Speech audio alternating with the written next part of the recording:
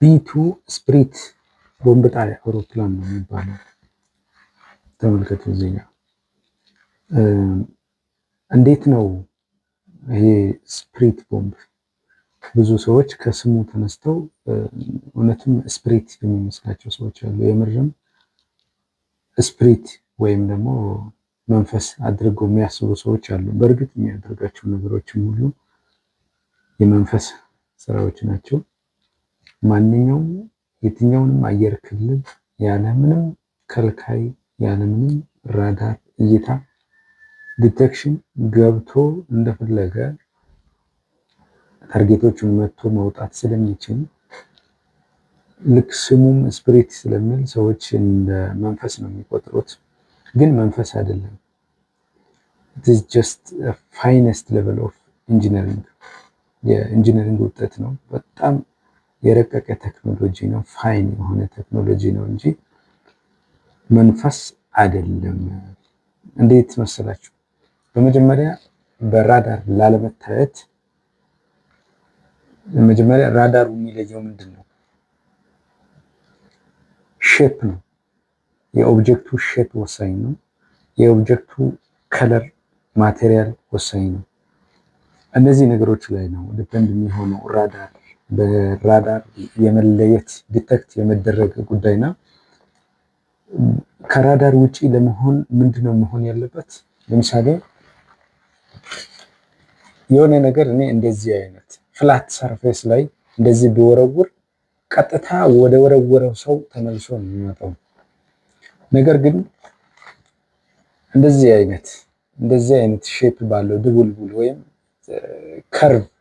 ከርቭድ የሆነ ሰርፌስ ባለው ነገር ላይ ቢወረወር ተመልሶ ወደ ወርዋሪው አይመለስም። በዛው አዳልጦት ወደ ሌላ ቦታ ነው የሚመለሰው። ራዳሮች እንግዲህ የሚለዩት በምንድን ነው? ራዳር ሲግናሉን ይለቃል። ሲግናሉ ወደ ላይ ይልካል። ሲልክ እዛ የሆነ ኦብጀክት ካለ እዛው ኦብጀክት ላይ ሲግናሉ ዌቡ ይመታና ተመልሶ መጥቶ ራዳር ስቴሽኑ ላይ ሲደርስ ያ መሳሪያ እዛ ጋር ያለው ኦብጀክት መጠኑ ምን ያክል ነው፣ ምን አይነት እንትን አለው የሚለውን ምን አይነት ኦብጀክት እንደሆነ በቀላሉ መለየት ይችላል። ነገር ግን እነዚህ አሁን ቢቱ ስፕሪት ቦምበር አይነቶች ያንን እንዳይለዩት ሰርፌሱ ፍላት እንዳይሆን በተቻለ መጠን ሁሉም ሰርፌሶቹ ስሙዝ እና ስሙዝ ከርቭድ ናቸው። ምንም አይነት ፍላት ሰርፌስ የለውም። ኦር ምን ልበለው ስትሬት የሆነ ጠርዝ የለው። ሁሉም ከርቭድ ነው። አንደኛው እሱ ነው። ሁለተኛ ከሼፕ በኋላ ደግሞ ሌላ ነገር ምንድነው? ራዳር ለመለየት ማቴሪያሉ ወሳኝ ነው።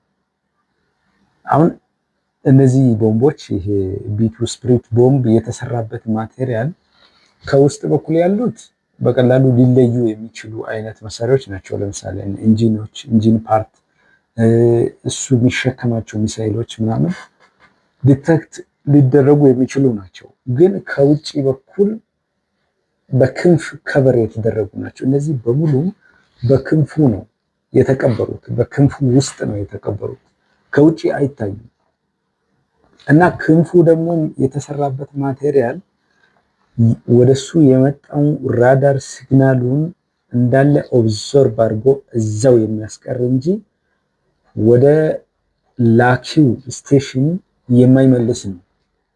አክቹአሊ 100% ባይሆን አብዛኛው የተላከውን የራዳር ሲግናሉን እዛው ኦብዘርቭ አድርጎ የሚያስቀር ነው። እነዚህ ሁለት ነገሮችን አገናኙት። አንደኛ ሼፑ ፍላት ሰርፌስ እንዳይኖረው ሁሉም ስሙዝ የሆኑ ከርቭድ ሆኖ እንዲሰራ ተደረገ።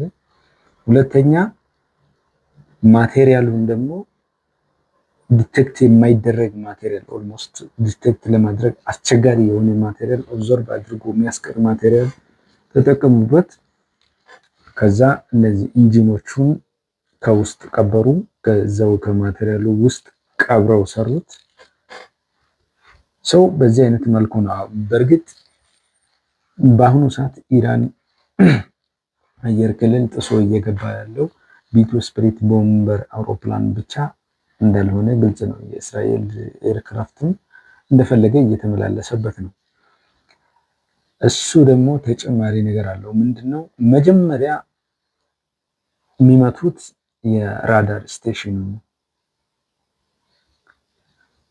ራዳር ስቴሽኑን ቀጥታ መምታት ሳይሆን ኤሌክትሮኒክስ ዋርፌር ሳይበር አታክ እንደማለት ነው። በሳይበር በኩል ኤሌክትሮኒክስ አታክ ያደርጉታል። ከዛ በኋላ ጃምድ ይሆናል። በትክክል ዲቴክት ማድረግ አይችልም። ኦር አንድ አውሮፕላን እያለፈ እሱ 3-4 አውሮፕላን ያያል። በዛን ሰዓት የፌክ ኢሜጆችን እያሳየ ዋናው ሪሉ አልፎ እንደፈለገ መሄድ ይችላል።